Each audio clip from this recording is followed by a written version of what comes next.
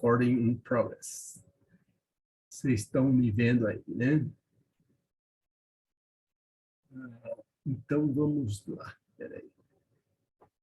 Por que eu não estou me vendo, né? O nosso tema aqui, então, é esse, né? Um olhar estratégico sobre a opção de ser microempreendedor.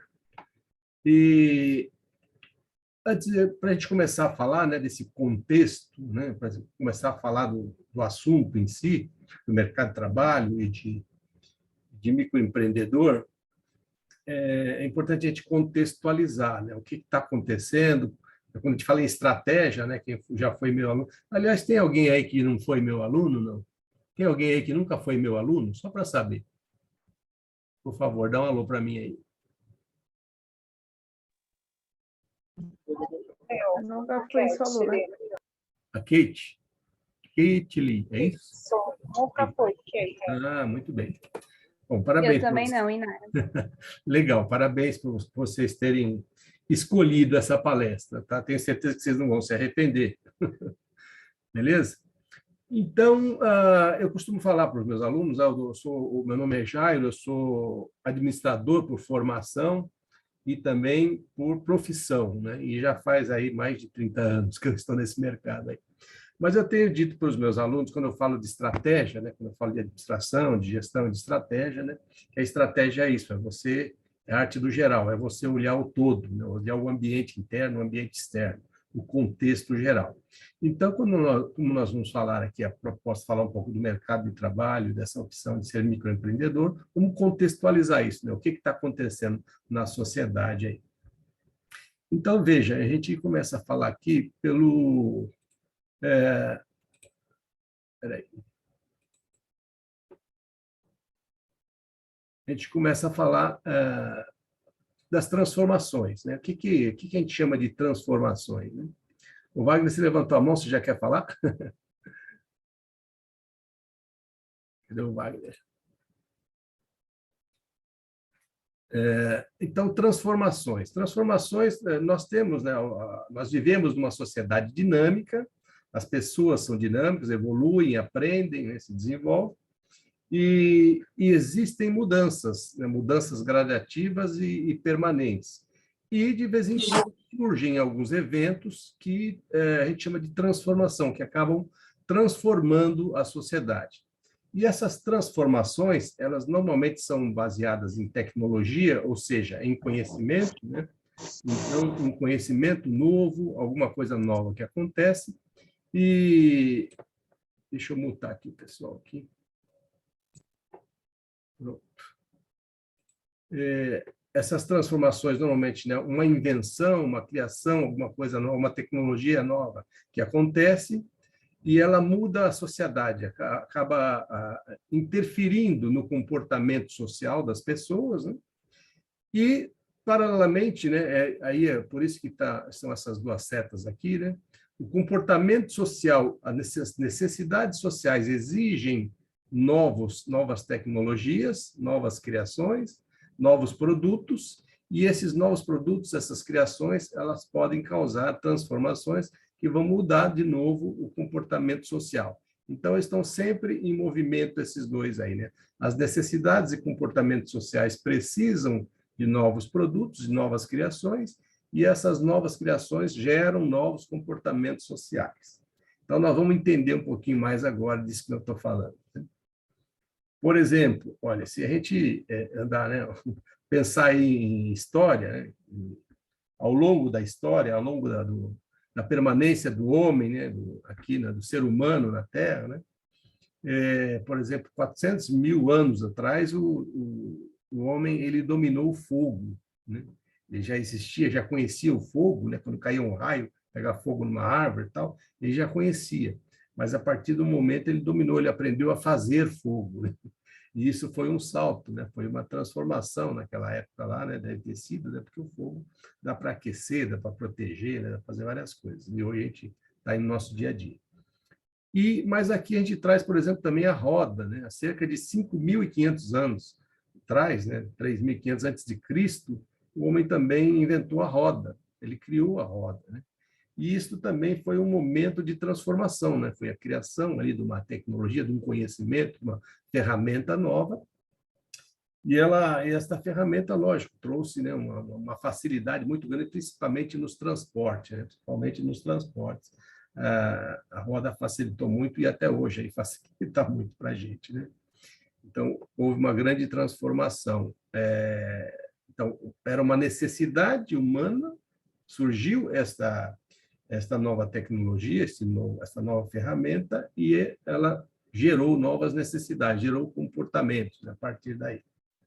Uma outra também invenção, né, que deu um salto aí em termos de história, foi por volta do século XV, 1440, um alemão chamado Johannes Gutenberg.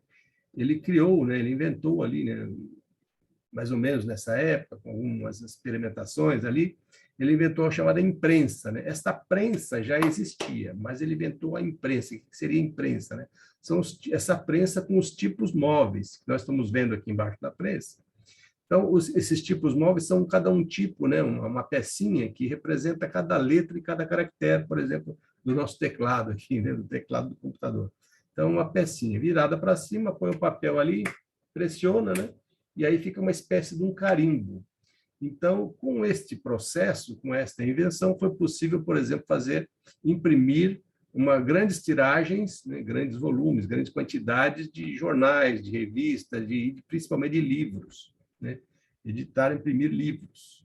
Antes disso, tinha que fazer na mão, não dava para fazer muitas cópias, muitos volumes, né? Você fazia um só, dois, ou três, né? Então, com esta criação dele, por exemplo, foi possível distribuir, disseminar conhecimento com os livros, né? Conhecimento, informação e tal. Isso também foi um salto, uma transformação bem grande. E também, quem teve aí aulas de fundamento de administração, teoria geral da administração, vai lembrar que a primeira revolução industrial, né, uma transformação também, ela surgiu, né, a partir do que? Da James Watt, ele criou o motor, né, a máquina, motor a combustão, motor a vapor, né, que é essa figura aqui, motor a vapor. E também foi um salto até que provocou essa revolução, surgiu a indústria, né?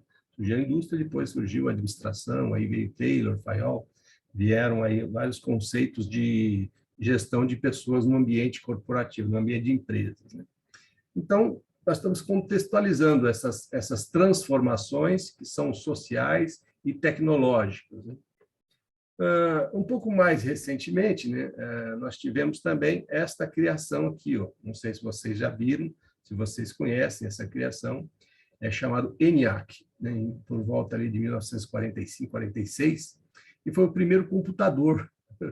Olha o tamanho do computador, né? Ele era do tamanho de uma sala, pesava mais ou menos umas 30 toneladas o computador, né? Foi o primeiro computador. E ali tinha bastante, 18 mil válvulas, né? Tinha muito fio ali. O computador, vocês imaginam como é que funcionava esse computador. Mas ele já era um computador elétrico e já entramos, então, na era digital. Né? A era digital, esse nome digital vem de dígito, né? Porque a linguagem de máquina, a transformação, né, de sinais, de vídeo, de áudio, a transformação de informações para a linguagem de máquina, a partir dos bits, que são, na verdade, combinações de 0 e 1, né, de bits. Então, de dois dígitos, 0 e 1, por isso que é dígito, por isso que era digital. Digital vem também de dedos, né, porque se usava os dedos para contar até 10. Então, este aqui foi o primeiro computador que também gerou, né, um grande salto aí na humanidade e startou aí, né, começou aí, deu a partida para a era digital. Então, vamos lá. Vanessa, tudo bem até aqui? Estão me ouvindo bem aí? Está tudo certo? Sim, professor, tudo certinho. Legal. Sim, professor. Bacana. Sim, professor. Isso, obrigado. Bom, então, vejam, essas mudanças, né, tecnológicas, digitais e sociais foram provocando, como eu falei, né, uma provocando mudança na outra. Então, aqui a gente vê, por exemplo, uma família na década de 1960, que já não faz tanto tempo assim, né, vejam aqui esse contexto, né, como é que era a família. Uma família aqui com 6 componentes, o pai, a mãe e 4 jovens ali, né?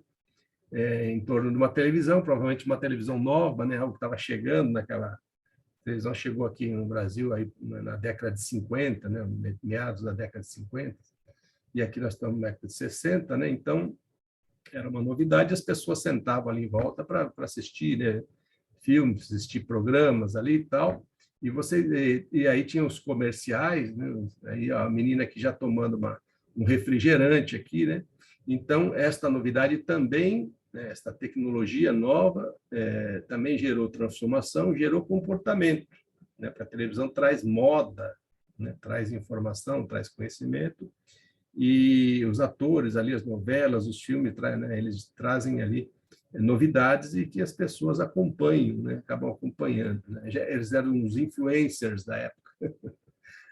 Então, aqui é uma família desta época aí, né? As características aqui de uma família desta época. Aqui nós temos, né, um pouquinho mais para frente, vejam, né, nós falamos do ENIAC, aqui em cima, né, o ENIAC, que era de 1946, então, 34 anos depois, ó, já não é tanto assim, né? Aquele grande computador, né, que precisava 30 toneladas, que era do tamanho de uma sala, ele já se transformou, por exemplo, num PC, né, um personal computer, que podia ficar em cima da mesa, chamado desktop, né, em cima da mesa, a princípio nas empresas e depois nas residências, né, nas famílias também puderam comprar um microcomputador. Então, aqui nós temos aí o IBM 5150, né, ali da década de 80, final da década de 70, começo da década de 80, a primeira geração dos PCs, né, dos personal computers. Então, aqui a gente percebe também alguns detalhes, por exemplo, esses computadores aqui, esses PCs aqui, eles não tinham ainda o mouse, né, não tem mouse aqui, e não tinha o sistema Windows, né? Era o DOS, não tinha o sistema operacional Windows. Então, era essa tela escura com essas letrinhas verdes, só isso. Então, você tinha que digitar comandos no teclado para ele fazer alguma coisa, né? Não tinha o Windows para você clicar ali, né? Abrir coisas e tal, não tinha. Não tinha pacote Office também. Outra coisa, aqui na frente tem 2 flops, aqui, né? Na frente tem 2 entradas para disquete. Nessa época aqui, acho que já era o disquete de 5,1 polegadas, né? Aquele disquete assim, quadradinho, grande e tal, que você enfiava aqui para gravar algumas coisas, né? Bom, isso já em 1980. E em 1995, chegou a internet comercial no Brasil, né? Porque ela já existia no ambiente acadêmico, no ambiente militar, e ela chegou, aí ela passou para o uso comercial na Europa, nos Estados Unidos, e aqui no Brasil chegou em 1995. Então, o uso comercial da internet. E a internet, então, também foi um outro salto, porque o computador já foi um grande salto, porque ele tem capacidade, uma máquina, né, com grande capacidade de armazenamento e processamento de informações, de dados, né? E a internet interligou computadores. Então, ela interligou as empresas e interligou as casas, as residências onde tinham o PC, o microcomputador, né? Então, foi um grande salto também essa interligação entre empresas, né? Você podia já começar a se comunicar com o mundo inteiro, né? Pela internet, né? Uns e-mails ali muito incipientes, tal, mas foi uma grande transformação, um grande salto também, né? Bom, adiantando um pouquinho mais aqui, ó, em 2007, já estamos chegando perto de onde nós estamos agora, né? 14 anos atrás, 2007, chegou o primeiro iPhone, né? Nós já tínhamos o telefone celular, nós já tínhamos o smartphone, porque o smartphone ele foi uma evolução do celular, né? O primeiro celular ele só fazia ligação e recebia. Pois o smartphone ele começou a mandar SMS, né? Mandar e receber SMS. Aquelas mensagens também e-mail, mas dava para ver e-mail. Aí entrou o BlackBerry, não sei se algum de vocês conheceu, lembra disso. E em 2007, aí nós chegamos bem perto do que nós temos hoje, que é um telefone, né? Um smartphone, que já não tem mais o teclado físico, né? Vocês estão vendo aí, não tem mais o teclado físico, ele tem os ícones aí, o touchpad aí, e os ícones aí, né? Também já chegou com esse modelo que nós temos aí, bem parecido com o que nós temos hoje.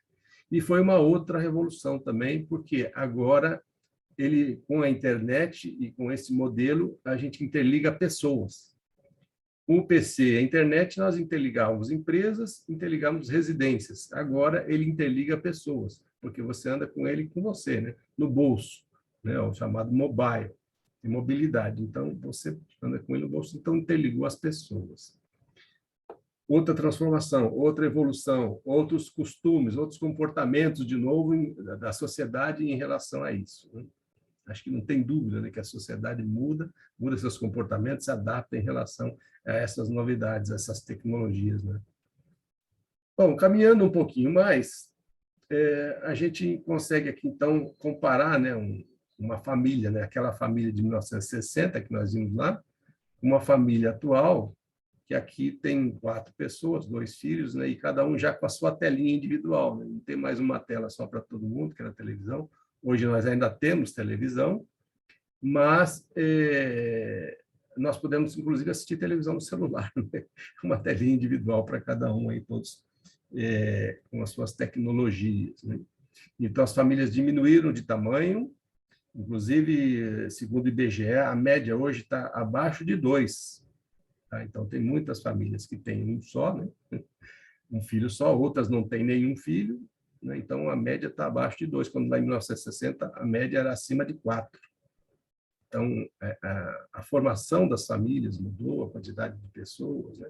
E os comportamentos aí também de pesquisa, de assistir, de consultar e de jogar, né? O comportamento também mudou.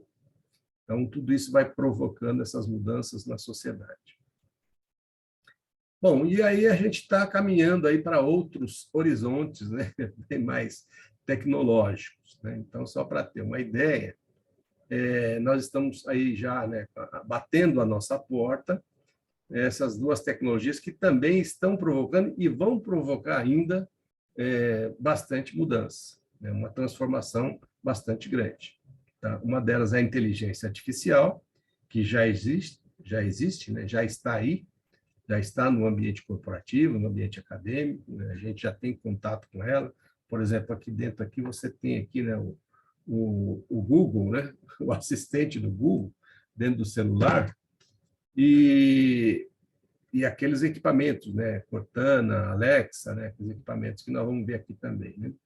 Que é o que é? Eles têm aprendizado de máquina, ou seja, a máquina, o software vai aprendendo, né? Conforme ele vai trabalhando, porque até aqui você tem que configurar, você tem que programar os computadores, as máquinas, para eles trabalharem do jeito que você programou.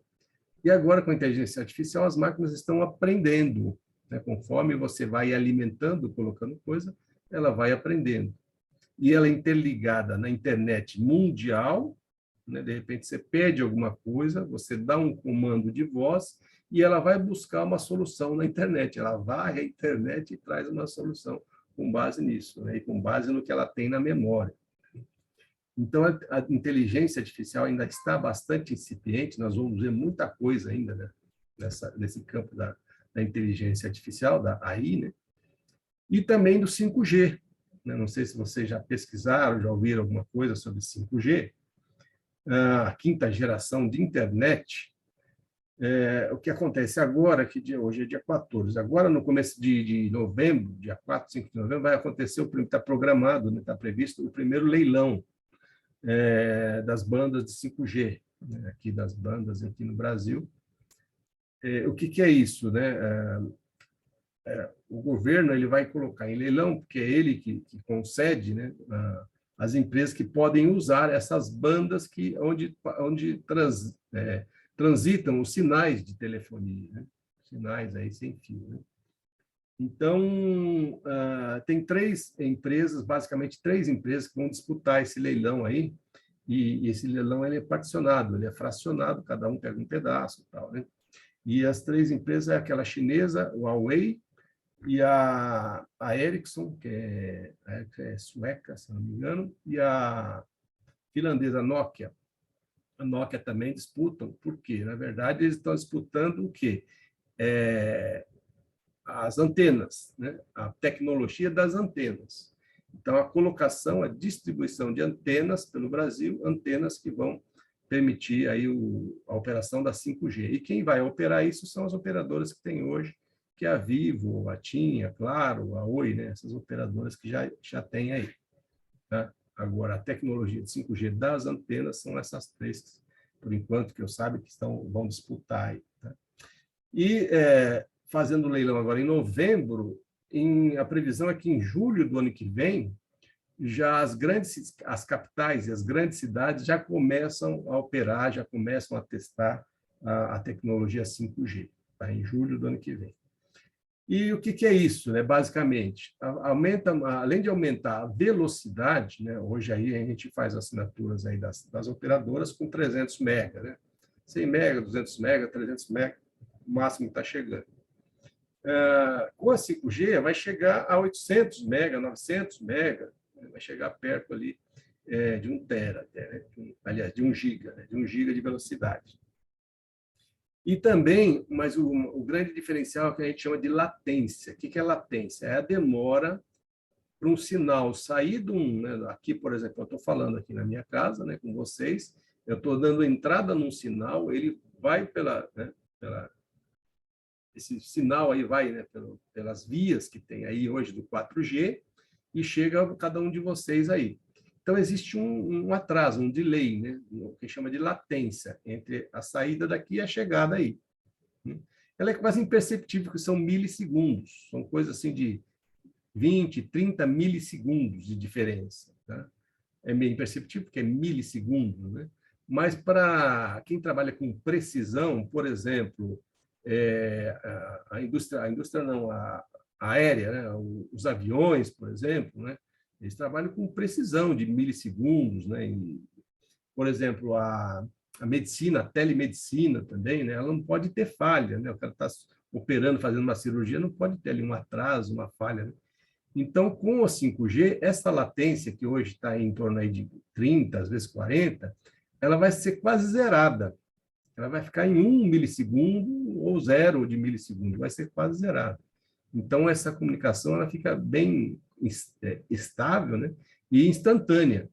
Então, também vai provocar realmente uma transformação bastante grande aí, e vai chegar naquilo que a gente está falando. Lembra que eu falei que o PC, com a internet, ele interligou as residências e as empresas, o telefone, né, o smartphone com internet, lá, o iPhone com internet, ele interligou as pessoas, e agora vai ser possível interligar o quê? Tudo. Chamada internet das coisas, né? IoT, ou IoE, Internet of Everything, né? Internet de tudo. Então, aqui, como a gente está vendo aqui em volta, nesta figura do 5G ali, ó, não só o telefone, mas tem carro, né, tem casa, tem uma ambulância, tem computador, tem pessoas, tem avião, vai interligar tudo, ó, vai interligar a geladeira, vai interligar tudo, né? A roupa, interliga tudo.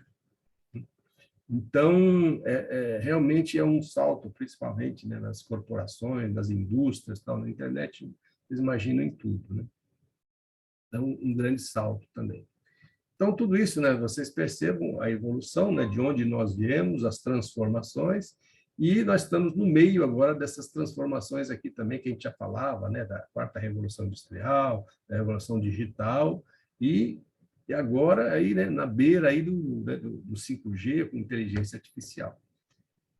E isso acontece, né, com a internet de tudo, né? Algumas pessoas estão falando, chamando esse momento de phygital, né? Seria uma transformação, aí, uma revolução phygital, que é o físico com o digital, né? Então, eu digo aqui que é uma simbiose, né? Ou seja, ali, uma interligação entre o humano e o digital, né? Então, hoje nós já estamos com o celular, com esse equipamento, que vive grudado na gente, né? Ele faz parte da gente hoje em dia, e agora com o 5G e com a internet de tudo, vai integrar mais ainda, né? Então, na tua casa, tudo vai poder ter internet. Como eu falei, né? A geladeira, o micro-ondas, o fogão, o chuveiro, né?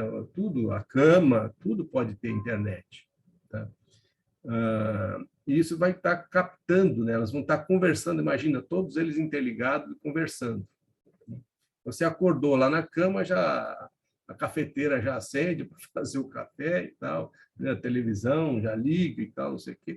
As coisas já começam a funcionar de acordo com o seu desejo, né? Então, essa integração, essa simbiose, né, do humano, do físico com o digital. E essas transformações, né, que são sociais, né, transformações sociodigitais, sociais e digital, elas também têm seus efeitos no mundo corporativo, nas empresas, que querem o quê? Oferecer produtos e serviços, né, vender, oferecer produtos e serviços para as pessoas, para a sociedade, né, com essas necessidades, com essa realidade nova, com essas transformações, com essas mudanças. Então, por exemplo, isso aqui já existe também. Tá? O táxi autônomo, por exemplo, que é uma startup da Amazon, né? Então, ali, um carrinho, isso já existe, já está em testes aí, né? Lógico, um carro autônomo, sem motorista, sem nada, né? Com as câmeras ali, e guiado aí pela internet, programado aí pela internet, e elétrico. Esses outros aqui, que parecem uns drones, né? E, na verdade, realmente parece um drone, mas são veículos para transporte de pessoas. Isso também já está sendo, né? O projeto já está em execução, um projeto da Embraer com a Uber, por exemplo, né? Então, o Uber, que tem carros, hoje vai ter carros voando, né? Uns drones grandões aí voando aí para servir as pessoas. Isso aqui são projetos de empresa, de exploração de produtos e serviços empresariais para oferecer para as pessoas, né? Vamos lá. Bom, e no ambiente corporativo também, né, já contando com inteligência artificial e 5G, por exemplo, grandes transformações na captura de dados. Então, nós tínhamos, num passado não muito distante, a entrada de dados, data entry, que a gente chama, né, nos sistemas, né, você tem os sistemas automatizados e você tem que entrar com dados. Então, antigamente a gente tinha que digitar, né? Então, por exemplo, um exemplo clássico é o supermercado, caixa do supermercado, né? Passava com o produto e tinha que digitar, olhar e digitar o código, né, do produto. Isso causava filas grandes, tinha que ter muitos funcionários, né, porque atrasar, tinha que imagina, ficar digitando o código de cada produto que você passava ali, né? E aí a entrada de dados mudou, evoluiu, veio para o código de barras, né? Então, só passa ali o produto agora, bip, né, dá um subiozinho, capturou o código de barras lá e já vai, os dados já vão para dentro do sistema, né? E daqui a pouco não vai precisar mais nem isso, né? A gente já sabe que já tem lojas nos Estados Unidos, acho que aqui no Brasil também, loja de conveniência, livraria, algumas lojas, que você entra, né, o consumidor entra na loja, ele pega uma sacola, e ele pega os produtos na prateleira e as câmeras estão, né, capturando os dados, veem o que ele pegou e já coloca na cesta virtual, né? Ele coloca na cesta física, a pessoa coloca na cesta dele, na sua sacola, e o sistema já detectou e já colocou na cesta virtual. E assim ele vai fazendo as compras dele, terminou, ele vai embora, porque aí o sistema fecha a conta e manda o débito para o cartão dele.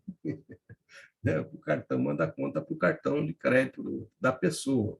Tá? Então, a entrada de dados hoje está muito evoluída, também inclusive por câmeras, né? A gente está passando nas rodovias, nas estradas, aí tem câmeras capturando os dados, né? Capturando a placa do teu carro, para ver se você não está no horário de dia, horário do rodízio, né? Se você não está atrasado com os impostos, PVA do carro, licenciamento do carro, né? Você vai entrar hoje em dia nos condomínios, né? Tudo com reconhecimento facial, sabe se você é o morador, se não é. Então, a captura de dados hoje está bastante evoluída. E esses dados capturados, esse volume enorme de captura de dados, tudo que a gente faz quando a gente entra na internet, quando a gente usa o smartphone, quando usa o computador, né? A gente navega ali, tudo que a gente faz ali está sendo capturado, vocês sabem disso, né?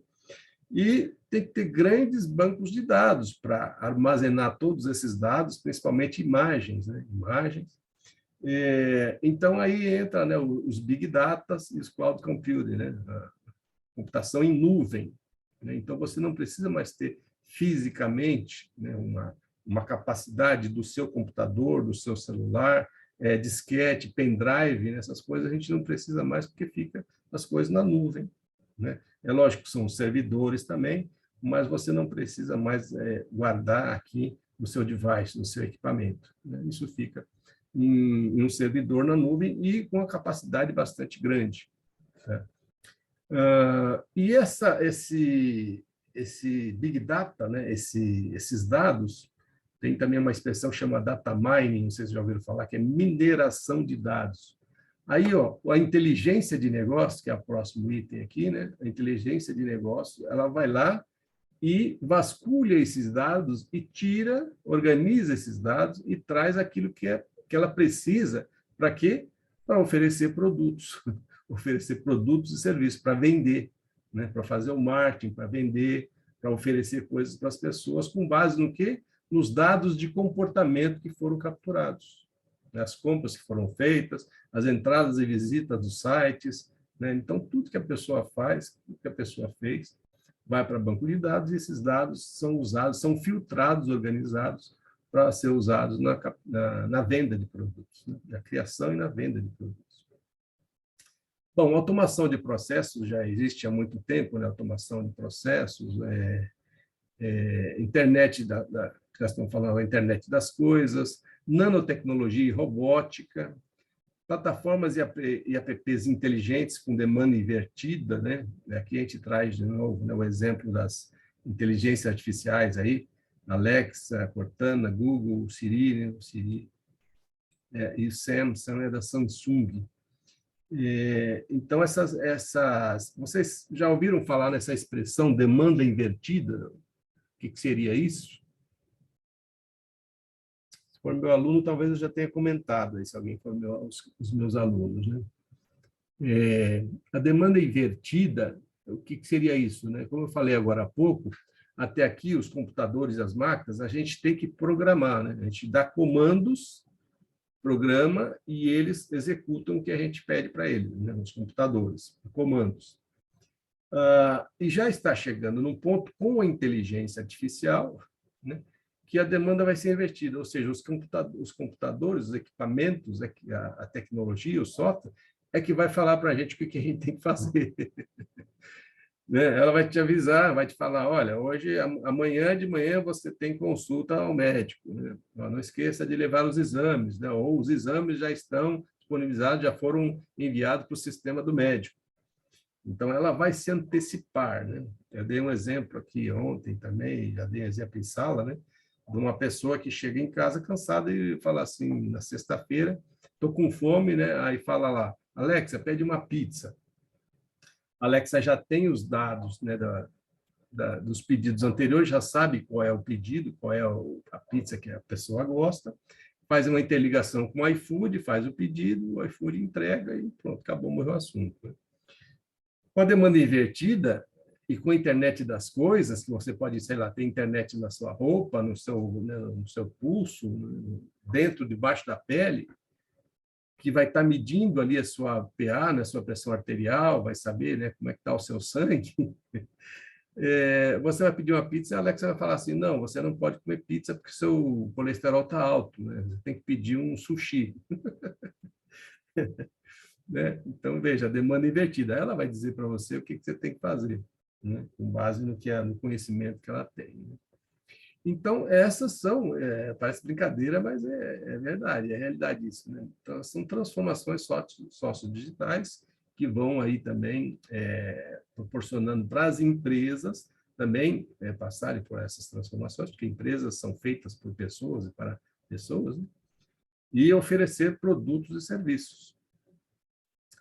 Então, e agora, isso tudo, né, esse contexto todo, tudo isso que está acontecendo, e agora, né, desde o ano passado, março do ano passado, com essa situação de Covid, de pandemia, acabou acelerando alguns conhecimentos novos, algumas habilidades novas. Aí nós estamos falando já de mercado de trabalho, né? Habilidades novas. Né? E eu sou um exemplo disso, porque antes de março do ano passado, eu era um professor de aulas presenciais. Todo o meu conhecimento, todas as minhas habilidades, os meus materiais, né, a minha experiência era para aulas presenciais. E vocês também, alguns de vocês, né, se inscreveram em cursos presenciais. E aí, de repente, a gente teve que desenvolver novas habilidades, né, por obrigação, né, de uma forma coercitiva, a gente teve que desenvolver novas habilidades, né? Eu já tinha algum conhecimento, já tinha desenvolvido, por exemplo, eu já tinha canal no YouTube, eu já tinha alguma habilidade com fazer vídeos, né? Fazer algumas coisas assim, eu já tinha alguma habilidade. Mas, por exemplo, eu nunca tinha trabalhado com o ABA, a plataforma aí da faculdade, né? Eu tive que aprender a mexer com ABA, tive que aprender a mexer com Teams, né? Tive que aprender aí o Zoom aqui também, né? O Zoom era uma plataforma pequena lá no começo e ela explodiu, né? De usuários, a quantidade de usuários e tal, cresceu uma barbaridade, né? E então foram novas habilidades, tanto da parte nossa, dos professores, como vocês, dos alunos também, e várias outras profissões, né? E várias outras funções e profissões também que se adaptaram, né? Que tiveram que se adaptar, se ajustar. Por exemplo, né? O e-commerce, houve uma explosão bastante grande, enquanto alguns segmentos, algumas profissões, né, algumas segmentos de empresa se prejudicaram, por exemplo, a área de eventos, de turismo, né, não teve jeito, teve que fechar, né? Comércio de rua, restaurante de rua, bar, lanchonete, né, teve um problema muito grande. Por outro lado, o e-commerce deu uma explosão também, vendeu como nunca, né? Alguns setores cresceram bastante, né? Então, a Covid ela trouxe também algumas necessidades e respostas em termos de novas tecnologias e novos comportamentos também. Então, por exemplo, né, antes da pandemia, nós tínhamos aqui, né, um modelo de escritório, por exemplo, um escritório aí moderno, né, amplo aí tal, nos prédios aí da Faria Lima, da Paulista, da Berrini e tal, né? E aí, com a pandemia, o que aconteceu foi isso aqui, né? O escritório ficou vazio e as pessoas passaram a trabalhar em casa, aí, com o Zoom, com o Meeting, né? Com essas tecnologias, aí, com hardware e software. Trabalhar em casa, mas individualmente, né? Com a família e individualmente, e os escritórios, os aglomerados aí dos escritórios, acabaram ficando vazios, e isso gerou também mudanças aí no ambiente corporativo, né? Nos ambientes corporativos, as empresas, eu cito sempre aqui o meu vizinho aqui, que é o Banco Itaú, eu moro aqui perto da sede do Banco Itaú, né? Que eles já falaram lá que, né, desde março está todo mundo trabalhando em casa, os prédios estão vazios aqui, e já falaram que não vai ser mais como antes, né? Agora, mesmo acabando a pandemia, a maioria vai continuar trabalhando em casa e vai vir aqui esporadicamente para participar de reuniões, alguma coisa ou outra, né? Então, com isso, o que acontece, né? Sobra espaço que era caro, né? Sobra espaço, e aí aqueles também serviços que viviam ali no entorno da sede do Itaú, né? Os restaurantes, estacionamento, né? Todos que viviam em torno, né, dessa movimentação de pessoas também tem que se reinventar, né? Que mais? Aqui uma outra possibilidade de trabalho, né? Então, aí quem tem família, quem tem filho pequeno também, né? Já pode trabalhar um pouco mais perto da família, né? Já não precisa mais levar para a escolinha, para a creche, de repente fica em casa, né? E trabalha desse jeito aqui.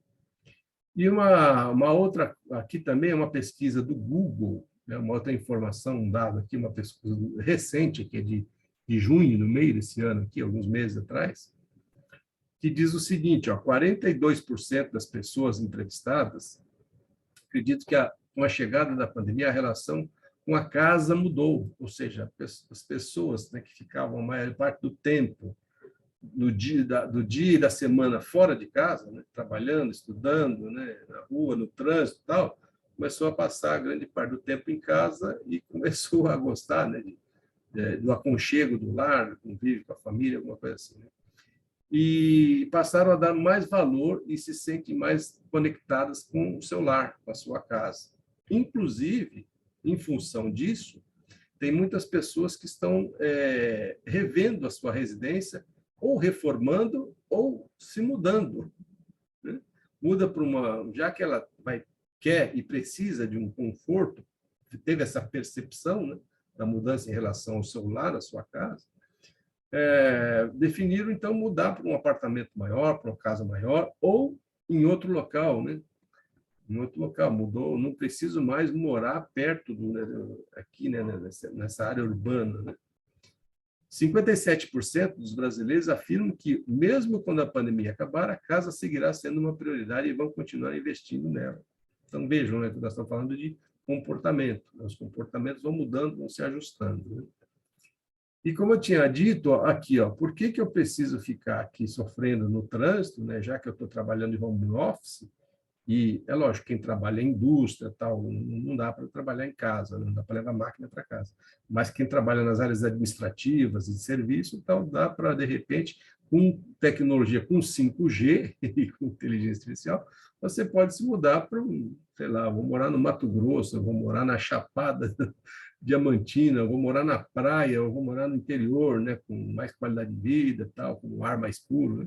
Eu não preciso mais morar aqui num aglomerado urbano e sofrer no trânsito do dia a dia. Né?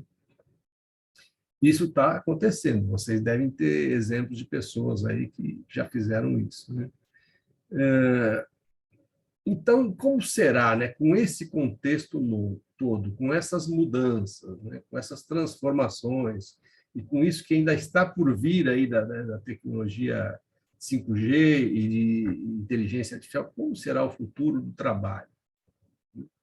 Como será o futuro do trabalho se as pessoas não estarão, né, uma parte delas não estarão mais no local junto com outras pessoas ali da empresa? Como é que será isso? Como é que vai ser essa relação aí? Então, por exemplo, a gente traz aqui um dado da McKinsey, né, que é uma grande consultoria, quem é meu aluno talvez já tenha visto isso também. É uma pesquisa deste ano aqui também, recente, né? Embora 9 em cada 10 executivos imagine que o futuro terá um modelo híbrido, né, um modelo misto ali de home office com presencial, a maioria dos executivos tem, no máximo, um plano superficial, ou seja, eles não sabem ainda como é que vai ser, estão testando, estão experimentando. Né? Então, tem, no máximo, um plano superficial para tornar isso realidade. Como eu falei aqui do Banco Itaú, da sede do Banco Itaú, né? Já avisaram lá também que nós vamos ficar em casa, mas como é que vai ser isso? Né? Como é que vai ser o clima organizacional? Como é que vai ser hora extra? Vai ter hora extra? Não vai ter hora extra? Como é que vai ser, né, a cultura organizacional? Como é que vai ser o vale alimentação, o vale transporte? Como é que vai ser isso? Né? São coisas que estão em aberto e precisam ser revistas. Outra variável, que seria, por exemplo, um relatório da Associação Brasileira de Empresas de Tecnologia, eu sempre falo, né, em qualquer profissão, em qualquer atividade, em qualquer função, seja qual for a sua função, você sempre vai ter que ter cada vez mais conhecimento em tecnologia, o uso de tecnologia, como eu usei o meu exemplo, né, de professor. Não adianta mais só ter conhecimento da matéria, saber da aula, ter didática. Você tem que saber operar os equipamentos aqui, senão não estava aqui falando com vocês dessa forma, né? E assim como eu falei da telemedicina também, né? A telemedicina está aí, né? Então, várias outras atividades que precisam, né? Você, para exercer aquela atividade, você precisa de ter conhecimentos específicos em tecnologia, operacionalizar a tecnologia envolvida, né? Então, por exemplo, segundo esse relatório aqui dessa Associação Brasileira de Informação e Comunicação, o déficit profissional pode chegar a 260 mil vagas até 2024. 2024 está aí, né? Daqui 2 anos. Então, vejam, né, como, de um lado, nós temos milhões de desempregados e, do outro, nós temos milhares de vagas em aberto que não conseguem preencher. Por quê? Porque as pessoas estão perdendo suas funções, né, aquilo que ele se formou, que ele teve experiência, já não está existindo mais, e estão surgindo novas habilidades, né, novas realidades profissionais, e as pessoas não estão conseguindo fazer essa migração, né? Aprender as coisas novas. Né? Então, isso aqui já é uma realidade também, né, no contexto. E também, por exemplo, né, usando aqui o segmento do marketing, né, o marketing hoje está totalmente voltado para o digital, né? Por exemplo, algumas funções, alguns cargos novos aí na área de marketing digital. Social media marketing, operador de mídias, social media optimization, estrategista de marketing digital, são funções novas que estão surgindo que até 3, 4 anos atrás não tinha, né? Design para mídias sociais, especialista em SEO, gerente de tráfego de mídia, né? Não é tráfego de caminhão, de carro. Gerador de conteúdo para mídias sociais, coordenador de influenciadores digitais, especialista em inbound marketing, analista de RTB, isso aqui são leilões eletrônicos, né? Então, são coisas que estão surgindo, e as pessoas, né, aqueles que estão, os jovens que estão se formando agora, estão estudando agora, eles já começam a aprender essas coisas novas que estão aí também, essas funções novas que estão aí. Agora, quem tem um pouco mais de idade, quem já está no mercado há um pouco mais de tempo, ele tem que reaprender, né? Ele tem que voltar, estudar de novo e reaprender e se adaptar a essas necessidades novas de mercado. Então, esse é o contexto também. Então, ó, mercado de trabalho, nós falamos, o nosso tema tônico do nosso tema aqui, né, mercado de trabalho, né, o contexto do mercado de trabalho, né, a opção do microempreendedor. Então, o mercado de trabalho está, assim, com muitas incertezas, né, com ebulição, com movimentação e com muitas incertezas ainda, né? Qual vai ser o futuro do trabalho? Né? Então, inteligência artificial, 5G, novas habilidades, trabalho híbrido, relações de trabalho. E aí, ó, o trabalho autônomo seria uma opção, né? Se eu não conseguir me colocar no mercado, ou mesmo por interesse meu, né? De repente, nessa nova situação, eu não quero mais ser CLT, eu vou ter a minha própria empresa e vou prestar serviço, né, para quem quiser me contratar. Eu tenho uma expertise, eu tenho uma formação, eu tenho uma experiência, eu vou vender isso para quem quiser comprar, não necessariamente para uma empresa só. E aí surge, então, nesse contexto, o microempreendedor individual, né? A opção de ser microempreendedor individual. E quando a gente fala em MEI, né, não sei se acontece com vocês, mas quando a gente fala em MEI, em microempreendedor, vem à mente, assim, né, a gente se lembra do quê? É a pessoa ali que faz bolo, né, que faz doce, né, não tem emprego, está desempregado, então ele vai fazer bolo lá e tal, e aí abre uma MEI. Ou então, sei lá, é um motoboy, né, ou é um cabeleireiro, né, barbeiro, cabeleireiro, que é microempreendedor. Né? Mas, eu não sei se vocês sabem, existem, se você pegar lá a lei, né, você entrar no portal do microempreendedor e pegar a lei, tem um anexo lá, que lista as possíveis atividades, né? As atividades são passíveis de você abrir MEI. E não sei se vocês têm essa informação, têm ideia disso, tem 470, até a última vez que eu olhei, 473 atividades possíveis de você abrir MEI. Né? Então, a gente pensa em meia dúzia de funções e de profissões ali para abrir MEI, mas tem 473 atividades que podem ser registradas como MEI. Tá? Tem algumas que não podem. Funcionário público, por exemplo, depende, né? Você tem que ver se é federal, estadual, municipal, ele não pode paralelamente abrir uma MEI. Tá? Isso precisa ver a legislação de cada cidade ou de cada estado, ou a legislação federal. Então, tem a possibilidade do MEI, mas o que é o MEI? Né? É isso aí que eu falei, né? Todo mundo sabe um pouco o que é o MEI, é um microempreendedor, mas o que é isso aí? Como é que funciona? Então, vejam, falando de contexto, né? Ó, neste ano aqui, com pandemia e tudo, né? No começo do ano aqui, ó, janeiro foi responsável por um recorde no número de novos negócios no país. Foram 312.462 novos registros de microempreendedores de mês, né? Segundo o levantamento feito pela Serasa. Outra coisa, atualmente os MEIs, né, isso aqui está no site do governo, aqui, ó, de março deste ano. Atualmente os MEIs respondem por mais da metade, ó, 56%, quase 57%, do total dos negócios. Do total dos negócios em funcionamento no país. Então, você tem, logicamente, grandes empresas, grandes corporações que contratam muita gente, mas você tem, no Brasil, hoje, está em mais de 12 milhões de microempreendedores no Brasil.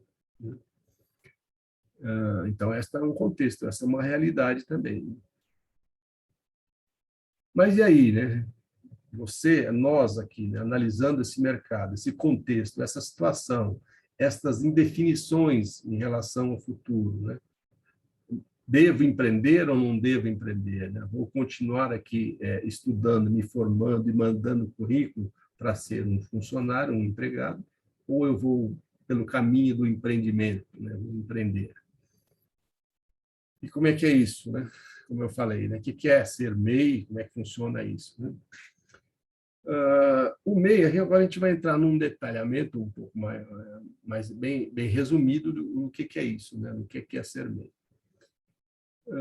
Então, por exemplo, esta classificação, né? Essa classificação jurídica e fiscal foi criada em 2008 com a Lei do Simples Nacional, uma lei complementar, né? Que trata do Simples Nacional, e entrou em vigor em 2009. Deixa eu molhar o bico aqui, peraí. 2009, com o objetivo de viabilizar a formalização do trabalhador autônomo. Então, o governo, né, ele já sabia, né, que tinha muita gente na informalidade, né, trabalhando na informalidade, e isso é ruim para os dois lados, né, o trabalhador informal. É ruim para o governo, que não arrecada os impostos, a previdência dessas pessoas, e é ruim para as pessoas que ficam desprotegidas em relação à aposentadoria, em relação aos benefícios da previdência, né? Auxílio maternidade, aposentadoria por invalidez, por tempo de serviço,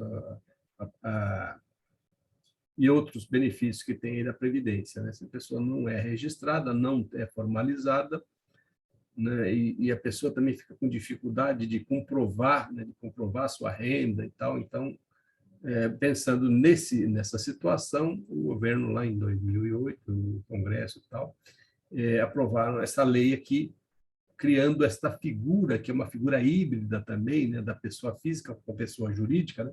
Você é uma pessoa, um autônomo, tem CPF como pessoa física, né, mas também tem um CNPJ como pessoa jurídica. Então, quais são as vantagens, e resumidamente, né, as vantagens e benefícios de você ser um MEI, se registrar como MEI? Como eu falei, a obtenção de um número, além da pessoa física, CPF, você tem um número de CNPJ, a possibilidade, com isso, você tem a possibilidade de emissão de nota fiscal, como física não dá, né? Você tem que emitir um recibo, o RPA, recibo de pagamento autônomo, né? E aí tem uma tributação bastante pesada em cima, dependendo do valor. Então, como PJ, você emite uma nota fiscal. Possibilidade de vender para o governo, inclusive, o MEI pode até vender para o governo. O MEI com PJ, né, ele tem acesso a produtos bancários para a pessoa jurídica, por exemplo, né, empréstimos e linhas de crédito, e também aquela maquininha, né, as maquininhas, tal, coisas para a pessoa jurídica, financiamento. Né. A redução e simplificação de tributos. É muito simples a tributação para MEI. Ele só paga uma guia, né, que se chama DASC, nós vamos ver aqui, paga uma guia mensal e pronto, acabou, só isso. Tá? Então, é muito simplificado. Inclusive, abrir um MEI, né? Se você se enquadrar no perfil de MEI, se você quiser abrir e registrar, você entra no site e em 10 minutos você já está com o CNPJ na mão. E, como eu falei, os benefícios previdenciários. Né? Se você está pagando esta guia, a maior parte desta guia vai para a Previdência. Então, você tem aí direito à aposentadoria, como eu falei lá, o auxílio maternidade, se você ficar doente, afastamento por doenças, coisas, você tem direito que os outros, né, que hoje são empregados, que têm previdência, também têm esses direitos. Condições básicas, né, como eu falei aqui, se você se enquadrar nessas condições. Condições básicas é não participar como titular ou sócio ou administrador de outra empresa. Então, se você já tem outra empresa aberta em sociedade com alguém, ou se você administra uma outra empresa, você não pode abrir MEI. Faturamento anual não pode ser superior a 81 mil, né, ao ano, tá? Dá uma média de 6.750 por mês. E não pode, porque se você exceder esses 81 mil no ano, você é desenquadrado, você deixa de ser MEI e aí você tem que procurar um contador e verificar qual é o melhor enquadramento para você, né? Uma EPP, uma empresa de pequeno porte ou uma microempresa, se é com lucro presumido, lucro real, como é que vai ser? Você tem que ver com o contador, aí você tem que ter contador. Contratar no máximo um empregado, o MEI pode contratar um empregado, né? E exercer uma das atividades econômicas permitidas, que eu falei, aquela lista de 473 atividades que você tem, que você pode se registrar. Essas são as condições básicas. As obrigações básicas, né? Você, sendo um MEI, qual é a obrigação? A primeira delas é pagar os encargos mensais. Como eu falei, é uma guia, tá? E se você colocar no débito automático no banco, você não precisa fazer nada, vai debitar todo mês na sua conta. E são, hoje em dia, em torno de R$60, dependendo da sua atividade, R$60 por mês, independente de quanto você faturar. Mesmo se você não faturar nada, não vender nada, você paga R$60. Se você faturar o limite, que é 81, você paga os R$60 e pronto, é só isso. Uma guia e pronto, acabou. Outra obrigação é, anualmente, até 31 de maio, você tem que fazer uma declaração anual, né?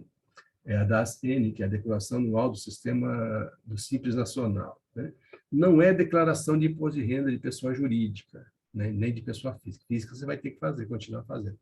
Mas é uma declaração muito simples. Se você for organizado e fizer os seus controles diários e mensais das suas vendas e tal, chegando lá na hora de fazer a declaração, é só passar os dados daqui para lá, né? Não tem nenhuma... Em 3 minutos você faz, tá? Não tem nenhum segredo aqui em fazer essa declaração anual.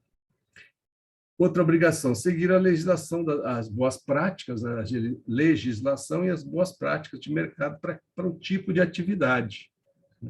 Então, por exemplo, se você vende alimento e tem um local, né, físico, né, por exemplo, você vende na garagem da sua casa, né? Você tem que ver com a prefeitura, dependendo da cidade, né, se você pode vender ali naquele local ali, por isso que é legislação, né?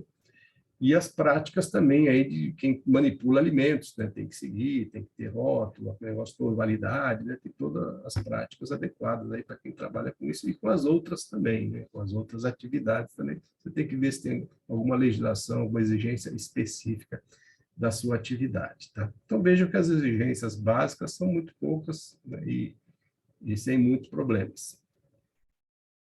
O que mais? O MEI precisa de contador?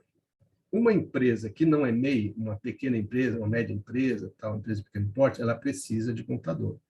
O MEI, a princípio, não precisa, não é obrigatório. Vai depender o quê? Da complexidade do seu negócio. Tem pessoas, por exemplo, que prestam serviço, ele é MEI, e ele presta serviço para uma empresa. Então, ele emite uma nota fiscal, ele faz serviço, emite uma nota fiscal por mês para aquela empresa, ou duas, talvez, né? Então, não tem muita complexidade contábil e fiscal, é só emitir uma nota, ele mesmo pode fazer isso, emite pelo site da prefeitura, ou tem algum software específico, emite a nota e acabou, não tem. Agora, por exemplo, se o MEI ele pode ter um funcionário, se ele tiver um empregado, um funcionário, se ele contratar alguém, fatalmente ele vai ter que precisar de um contador, da ajuda de um contador, para registrar, para fazer o e-social, né, para gerar folha de pagamento, né, férias, aquele negócio todo que o funcionário tem. Ou se ele faz, por exemplo, comércio, que entra ICMS, né, que tem que ter um controle maior desses emissão de nota fiscal e tal, né? Organizar, se ele tem um volume grande de vendas, então ele tem que organizar isso, registrar direitinho, fazer toda a documentação, para ver se ele não está ultrapassando o limite de faturamento e para ver também, depois fazer a declaração no começo do ano seguinte. Então, essa organização dos seus documentos fiscais e tal, se ele for uma pessoa que entende disso, né, e sabe fazer, sem problema. Ele não precisa ter um contador, mas se ele não entende muito disso aí, prefere contratar, aí é melhor ele fazer isso. Então, o que eu falei aqui, eu preciso do contador? A princípio, não, mas tem que ter alguns conhecimentos em contábil, fiscal e declaração de imposto de renda de pessoa física, né? Porque uma coisa é a pessoa jurídica, o seu faturamento na jurídica, não tem que fazer declaração de pessoa jurídica, tem que fazer declaração de MEI, mas na pessoa física você tem que declarar os seus bens e os seus rendimentos, né? E aí você tem que saber fazer essa declaração. Se você não souber, você tem que também buscar um contador. Tudo bem até aqui? Vocês estão quietinhos aí. Vanessa, está tudo certo? Vocês estão me ouvindo? Vocês estão aí? Estamos aqui, professor. Sim, professor. Legal. Estou aqui, professor. Tá bom, vai guardando. Se tiver pergunta, vai guardando aí, que daqui a pouco nós vamos dar um espaço para pergunta, tá? Principais erros, né? Principais que as pessoas que decidem, né, empreender, ser microempreendedor, trabalhar dessa forma, os principais erros por exemplo, a ansiedade, né? Eu quero ser empreendedor, ou trabalhar como empreendedor, é a ansiedade que está ligada com essa visão de curtíssimo prazo, né? Querer que as coisas se resolvam e aconteçam rápido, né? E no mundo corporativo, nas atividades corporativas, às vezes isso não acontece assim. Você tem um tempo de maturação até aquilo começar a dar resultado, né? Atingir o ponto de equilíbrio e começar a dar resultado, né? E as pessoas não estão acostumadas, às vezes não estão preparadas para isso, não tem fôlego, não tem paciência, né, para isso. Então, ela está ali, decidiu fazer, começa a fazer, e aí, de repente, apareceu uma vaga de emprego, ela larga tudo e vai buscar o emprego de novo. Não tem problema, se decidir assim e der certo, tudo bem, não tem problema. Mas essa ansiedade, essa vontade, essa visão de curto prazo, que as coisas aconteçam logo, isso atrapalha o empreendedor, que ele precisa de um tempo de maturação para o negócio maturar e vingar, ele vai errar, vai acertar, vai insistir, e vai, né, vai superar as dificuldades, e aí ele vai se enxergar lá num ponto lá na frente, um ponto de equilíbrio, e vai começar a crescer, né? Conquistar o seu espaço, o seu know-how, e vai começar a crescer. Um outro erro também é julgar-se autossuficiente, né? Eu sei tudo, eu sei como é que eu faço, né? Eu não preciso de ajuda de ninguém, né? Pode deixar comigo e tal.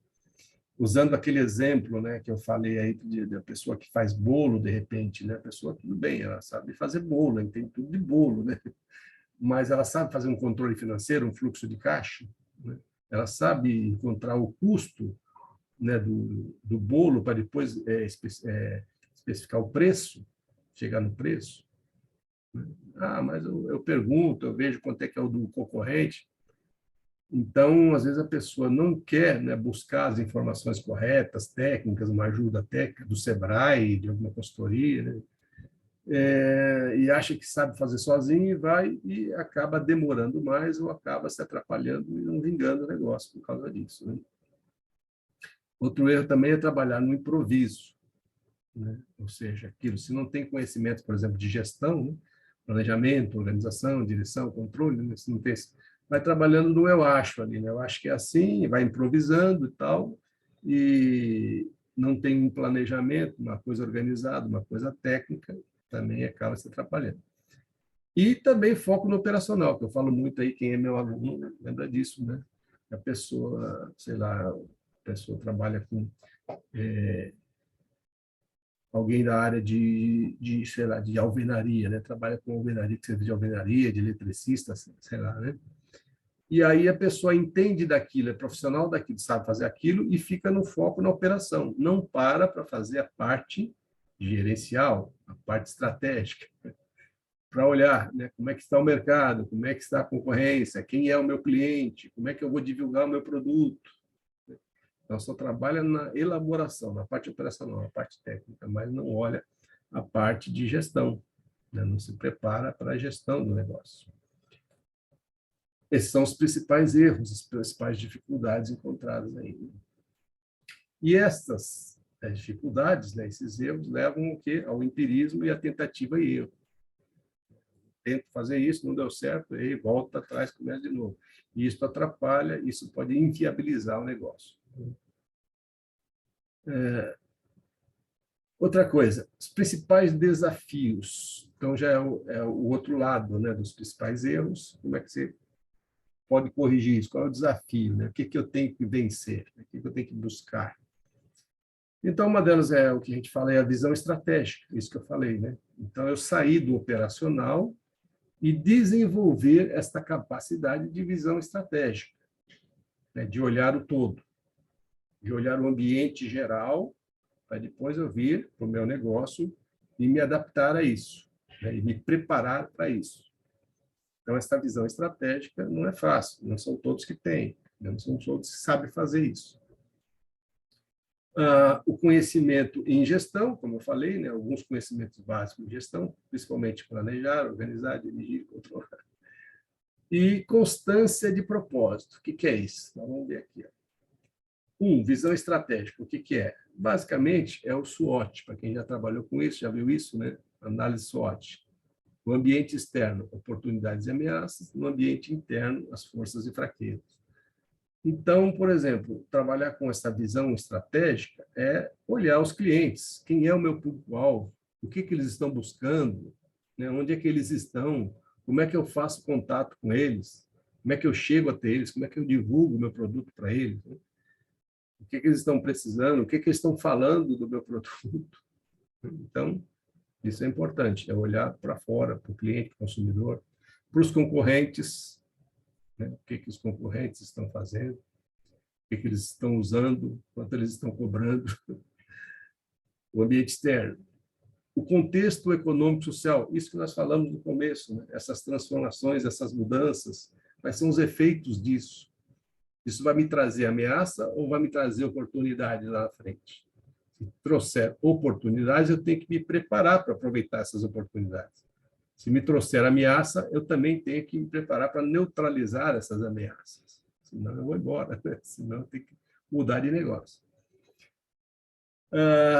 Então, o contexto, os produtos e serviços, os meus, aí olhando para dentro, né? Cliente, concorrente, contexto social, olhando para fora, aí eu venho para dentro.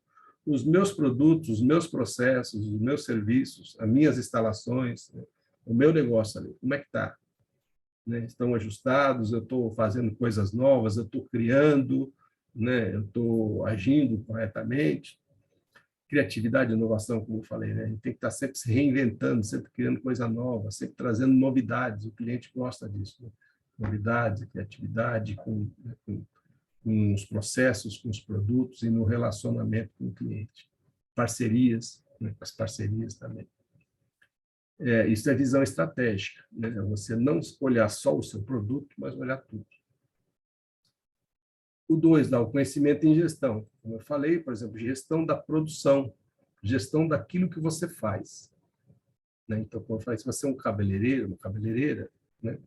Então você tem que fazer a gestão, né? Que hora que você vai entrar, quem vai trabalhar com você, quem vai ser os seus parceiros, onde você vai comprar os produtos que você vai usar lá. Então, gestão do que você produz. Quanto eu produzo, qual a minha capacidade de produção. Né? Então, eu tenho que ter alguma gestão, algum planejamento, alguma organização, algum controle sobre isso, sobre a produção. Materiais, se eu usar, se eu estocar materiais, tal.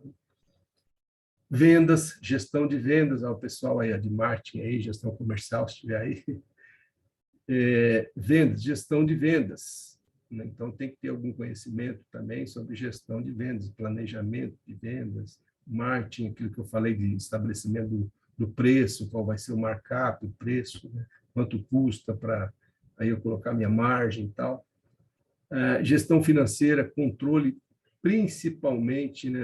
Eu até vou ajustar aqui, né? Dos erros mais frequentes na parte financeira é a pessoa misturar o dinheiro particular da pessoa física com o dinheiro da pessoa jurídica, do negócio.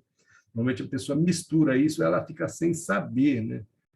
Se o negócio está dando lucro ou não, está dando resultado ou não, porque fica misturado as coisas, né? Paga o condomínio com o dinheiro da MEI, né? O cartão de crédito da privada, faz compra para lá. Então, o ideal é ter uma conta, né, no banco, uma conta pessoa jurídica, uma pessoa física, e fazer esses controles separados para quê? Para você saber se o negócio está prosperando, está dando resultado, ter os controles. Então, essa gestão financeira de fluxo de caixa, né, de previsão, de pagamento, vendeu no cartão de débito, de crédito, quanto vai receber, né? Essa gestão financeira é importante também. E a parte contábil fiscal, se tiver, né, contador, se for o caso, tal, contábil fiscal aí que vai cuidar aí da emissão da nota de pagamento lá do DAS, né, de controle do faturamento para não ultrapassar. Se ultrapassar o faturamento, é notícia boa, né? Estou faturando, estou aumentando, excedi o limite, né? Mas aí você vai desenquadrar de meia e vai ter que tomar as providências, porque senão você pode tomar também um prejuízo, aí, uma invertida aí também, né? Se você desenquadrar e não fizer isso adequadamente. Tá? Então, gestão de conhecimento tem que ter, né? Conhecimentos em gestão, em ferramentas de gestão. E o que nós falamos, constância de propósito. Né? Esta aqui é a principal característica de quem é empreendedor. E quem define, né, se propõe a ser empreendedor, né? É ser automotivado, é ter determinação, é traçar objetivo, traçar métodos. Você tem, normalmente, na empresa, você tem isso. Né? Então, a empresa define os seus objetivos, metas, o chefe coloca as metas. Na empresa, quando você é empregado, você tem isso. Se você é autônomo, é MEI, trabalha por sua conta, é você que tem que estabelecer para você os seus objetivos e suas metas para você buscar isso. E se automotivar, não esperar que alguém te motive. Né? Você se automotivar para isso. Então, ter determinação e disciplina. Porque vai desanimar? Vai ter momento que vai desanimar, vai querer desistir, né, tal. Mas tem que ter um propósito bem definido, objetivos bem definidos, que é isso, né? É isso que vai motivar a seguir em frente e a superar todas as dificuldades que vão aparecer. É isso que vai acontecer. Então, se não tiver essa constância de propósito, estar constantemente ali ligado no propósito do que eu quero fazer, no que eu me proponho a fazer e entregar, você vai ter sempre com aquela vontade de desistir. E a maioria das pessoas desistem. Vamos lá. Já nos encaminhando para o final aqui, ó, o MEI pode ser o primeiro degrau para um grande negócio. Tem muita gente que é MEI, mas fica naquilo, né? A vida inteira como MEI, esperando a aposentadoria. Você, sei lá, motorista de táxi, ou motorista de Uber, né? E você, a vida inteira, aquilo ali, ganhando dentro daquele limite. Aliás, eu esqueci de falar para vocês, o limite hoje é 81 mil, que eu falei, né? Mas aí existe uma proposta aprovada no Congresso, foi aprovada pela Câmara dos Deputados, está no Senado e deve ser aprovada, talvez, no começo do ano. Elevando esse limite de 81 para 130 mil, o limite de faturamento do MEI. Um aumento considerável, né? Então, enquanto hoje você tem uma média mensal de 6.750, vai passar para 10.833 a média mensal. Então, o que quer dizer isso? Né? Que você pode ter um bom faturamento tendo as facilidades, a simplicidade do MEI. Né? E o imposto, que eu falei, que hoje é baratinho, 60, né? Vai aumentar um pouquinho também, mas é baratinho, você paga ali aquela guia baratinho todo mês ali para ter a previdência e para ter também regularizado os seus impostos. Uma parte é para a previdência, uma parte é para o ISS, se você for prestador de serviço, né? ISS da prefeitura, e se trabalhar com vendas e tal, com fabricação, aí você vai ter o ICMS. Tá? O ICMS é R$1. E o ISS hoje é R$5, são R$5. Por isso que dá 55 de previdência, mais 5 de ISS, então dá 60, 61 reais. E agora, quem tem vontade de crescer, quem tem um pouco mais de ambição, quem tem ainda um longo caminho pela frente, isto pode ser o primeiro degrau. Né? Você abre ali uma MEI, o primeiro começa, e lá na frente você vai deixar de ser MEI, se Deus quiser, desenquadrar de MEI e passar a ser uma empresa de pequeno porte, uma microempresa, e, quiçá, uma grande empresa, né? Quem sabe? Muitos começaram assim. E, resumindo, né, esta opereta aqui, que nós estamos falando de mercado, de trabalho, dessas mudanças, desse contexto, dessa mexida, será que vai ter emprego para todo mundo? Né? Vai, certamente vai, mas exige conhecimentos novos, habilidades novas, e tem gente que não está disposta a começar, talvez não se enquadre, né, não consiga, né? Então, qual é o futuro desse mercado de trabalho? Qual é o futuro do trabalho, das profissões? Né? E ser MEI é uma opção? Então, o que eu trago aqui são essas reflexões. Por quê? Porque esses assuntos estão em aberto, estão aí. Né? E, para finalizar aqui, a mensagem é essa, né? Nós temos que ser protagonistas da nossa história. Nós temos que ser ator principal. Nós temos que comandar a nossa vida, a nossa história, porque se a gente não fizer isso, alguém vai fazer. Né? Então, quer seja como empreendedor, quer seja como funcionário de uma empresa, a gente tem que tomar as rédeas, né? E saber o que está fazendo e fazer o que é melhor para nós. Esta é a mensagem para vocês aí, tá? E eu fico à disposição, se alguém tiver alguma pergunta, né, alguma dúvida, né, eu estou aqui à disposição, pode abrir aí o microfone e perguntar. Fiquem à vontade. Deixa eu até parar aqui. Estou parando aqui. O Wagner está com uma mão levantada ali desde o começo. Não sei se ele... Wagner, William, se ele levantou sem querer. Você está esperando até agora para falar. Nem sei se ele está aí ainda. Vanessa, você está aí? Vocês estão aí? Oi, professor Jário. Boa noite, tudo bem? Tudo bem. Me tira uma dúvida. Tiro. O senhor falou que o faturamento anual do MEI é 81 mil, certo? Isso, hoje é 81 mil.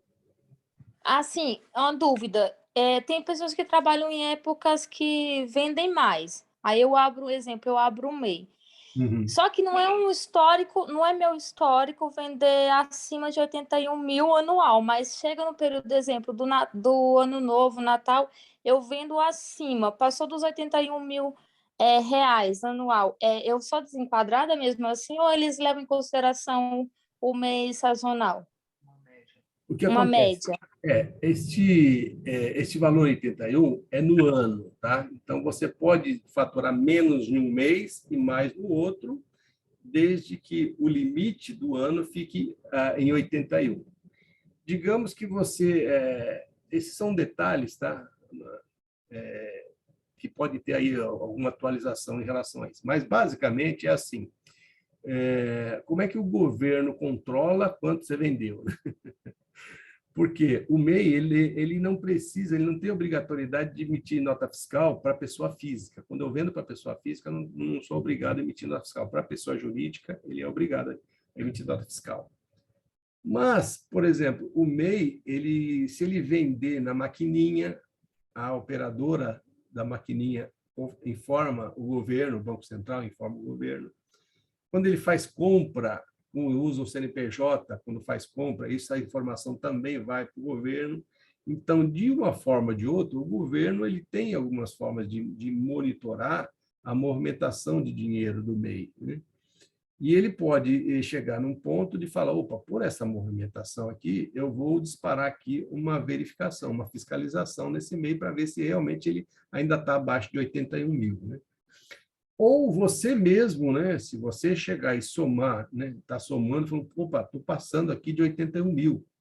Como é que eu faço? Aí sim, você vai buscar um contador e fala, ó, passei de 80 mil. Como é que eu faço? Você vai lá, por sua conta, entra lá e desenquadra e passa para a próxima. Aí você vai ver com o contador como é que você vai fazer, né?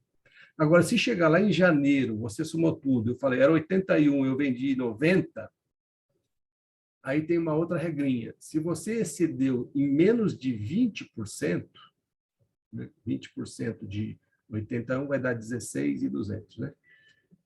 Então, se você excedeu em menos de 20% esse limite, o que você faz? Você vai pagar essa diferença de impostos, tá, que você excedeu. Você paga, tal, fica tudo certo, continua.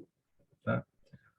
Agora, se for mais de 20%, aí complica a vida, porque aí vai voltar retroativamente para ver quanto que você vendeu por mês e vai pagar os impostos de tudo isso atrasado dos meses que você cedeu tudo.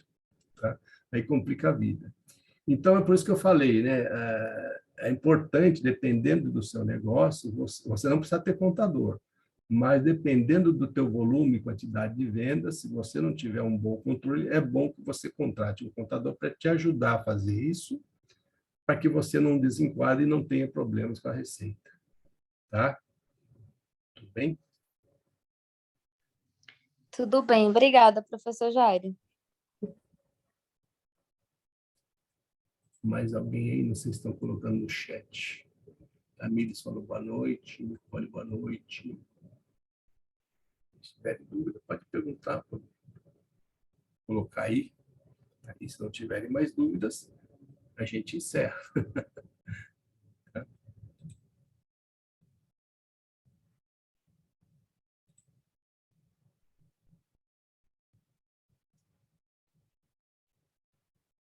Não tenho mais dúvidas? Ninguém quer perguntar mais nada? Eu quero perguntar mais uma coisa. Tá, Só vai dar eu não tem perguntando, problema. professor. Olha só, hoje eu sou contratada como PJ. Eu presto serviço numa empresa. E Uhum. eu não abri o MEI ainda eu vou fazer a abertura pelos processos internos lá, né? Mas, assim, tem um valor mínimo, no caso de prestação de serviço, para abrir MEI ou não? Tanto faz, assim, depende só do faturamento anual. É Porque eu aqui, vou prestar o serviço para pessoa jurídica, né? Para uma empresa. isso. Eu tenho um valor mínimo para abrir MEI ou não? Ou Não, qualquer valor que eu não, estiver prestando? não, qualquer valor. Você abre, se você, só não pode ser mais de 81, né? Mas se você Uhum. não tem faturamento nenhum, né? Eu não tenho faturamento nenhum, eu vou abrir para começar a procurar, a vender e tal. Não tem nada. Tudo bem, você entra lá e você abre, se você tiver atender todas as exigências lá que eu falei, né? Você abre e recebe lá o CNPJ, você vai receber lá um certificado também. E só que mesmo se você não faturar nada, você tem que pagar aquela guia, né, que é o DAS, mensalmente, tá? Porque isso aí é uma previdência. R$ 55 é de previdência. Dos 60, 55 é previdência. Então, previdência você tem que pagar, que é para você ter os benefícios. Então, você tem que pagar todo mês. Agora, independente, se você não vender nada ou vender o limite de 81, você paga a mesma quantia, o mesmo valor, que é R$ 60. Tá? Então, não tem um mínimo, não. Você pode abrir a MEI e ficar 2, 3 meses sem vender nada, ter zero, não tem problema, você só tem que pagar o DAS. Ah, entendi. Então, nessa guia eu pago um imposto só, né? Que inclui todos os meus benefícios como MEI. Exatamente. É uma guia só, que você paga, um valor único, e como eu falei, se você quiser colocar no débito automático no banco, o banco vai debitar na sua conta, você não precisa nem só precisa se preocupar em deixar saldo lá para ele debitar, né? Mas você não precisa nem se preocupar em ficar pagando a guia, o banco vai debitar lá se você tiver saldo. É muito Ah, simples, e né? o professor Jário, e outra coisa, assim, eu sou MEI hoje, mas eu trabalho com MEI durante 5 anos, mas e depois, assim, eu começo a trabalhar CLT. Na minha aposentadoria futura, vai ter algum problema nesse caso? Tipo, exemplo, pode ser uma pergunta chula, mas eu não entendo. Eu posso dar baixa no MEI, assim, sei lá, tem um Pode, outro termo? você pode dar baixa ou não. Se você não der baixa, você vai ter que, mesmo sem faturamento, continuar pagando a guia.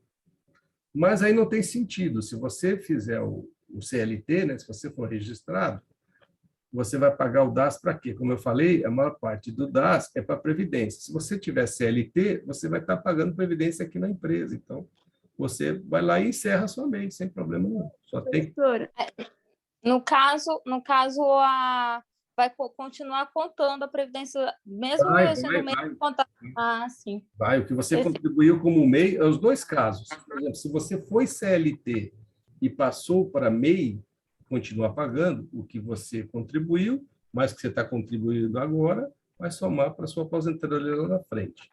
E o inverso, se você contribuiu como MEI, deixou de ser MEI e passou a CLT, vai somar tudo isso aí. Todo esse... Ah, show. Tá? Perfeito. Obrigada, viu? Bom, a Maria Regina está aí. Oi, Maria Regina. Feliz. Boa noite. Sim, Professor Glauber falando. pode falar. Tudo bem? Tudo. O MEI, no caso, quando ele quer emitir a nota, ele Uhum. precisa ir no posto fiscal da região, né? Acho que tem que pegar uma autorização, alguma coisa assim, não é isso? Isso. Quando ele se registra como MEI, né, ele entra no site lá do governo, né, do empreendedor, e ele se registra como MEI. Para emitir nota, ele tem que se registrar na prefeitura, né, da cidade, né? Aqui em São Paulo, por exemplo, né, é muito fácil, né? Você tem que ir até uma subprefeitura, uma prefeitura, pegar lá uma senha e fazer esse registro. Ou você contrata ali um contador para te ajudar nisso especificamente, paga lá uma taxa e ele te ajuda a fazer isso aí, porque ele funciona assim como um despachante, né? Ele já Certo. faz isso muitas vezes, então é mais fácil para ele. Ele você paga uma taxa e ele faz isso para você. Você tendo essa inscrição na prefeitura, normalmente as prefeituras hoje já estão automatizadas, então você consegue entrar pelo site da prefeitura e emitir a nota fiscal. Agora, existem também alguns softwares que servem para isso, tá? Gestão e emissão de nota fiscal. Então, o software ele já tem o que a gente chama de uma ADI, né? Ele já tem uma interligação com a prefeitura. Então, o software, por exemplo, das maquininhas aí, né? Esse software das maquininhas, ele já tem uma interligação e você emite a nota fiscal ali direto na maquininha, ou assim como o supermercado, né? Ele emite lá aquela fitinha lá, dependendo do que negócio que você tem, né? Eu perguntei justamente por isso, porque eu fui emitir uma nota lá para um MEI lá, um MEI que é cliente lá da empresa, e no sistema ele falou que ele não tinha esse cadastro aí do Cefaz, sei lá. Aí eu pesquisei lá e tal, aí tinha que fazer esse cadastro lá no posto fiscal. Se for Aí, venda que tem ICMS, também tem a Cefaz, que é a Secretaria da Fazenda do Estado.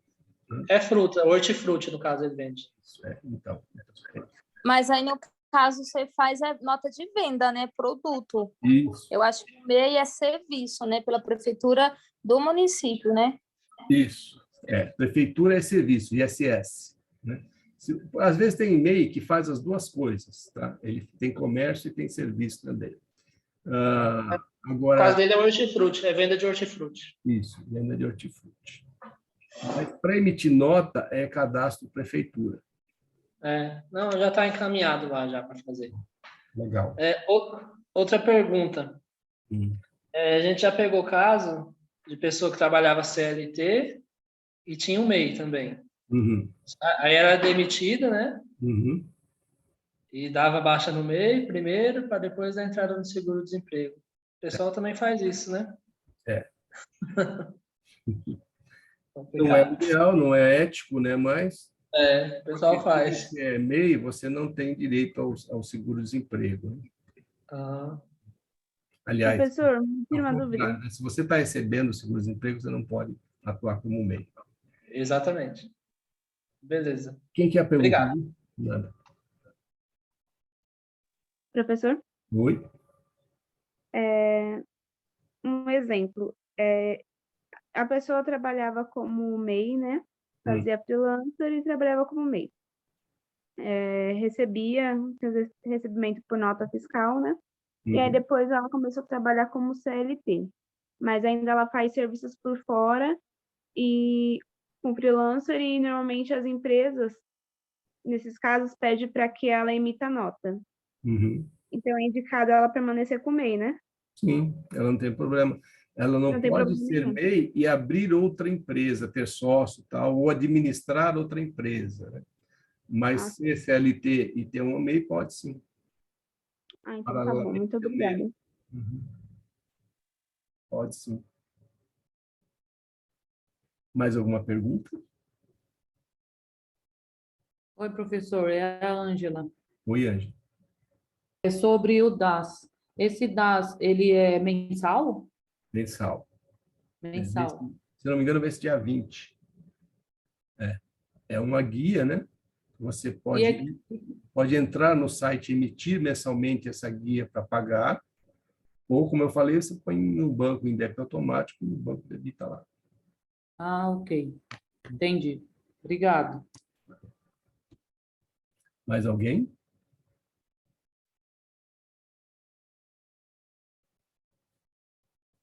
Se não tiver... Não, professora, a biblioteca eu tirei. Legal. Eu vou parar aqui, então,